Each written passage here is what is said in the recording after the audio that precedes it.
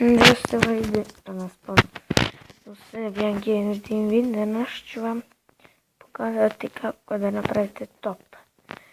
Ićete proizvoljno ovakvu daljinu, ali ovo mora da bude 2 i onda ovako. Ja ću još jednu ovdje. Stavit ćete ovo jednu kamenu drvenu, stavit ćete ovako 3 TNT-a i ovdje ofu ovdje, onda ovo dvoje upalite, onda ovo odmah tako neko sredi. Imaš, vaš top je uspeo. Ljudi, to mi bilo tiče ovog kratkog videa. Vidimo se u sljedećem. Ćao. Gledajte GTA San Andreas.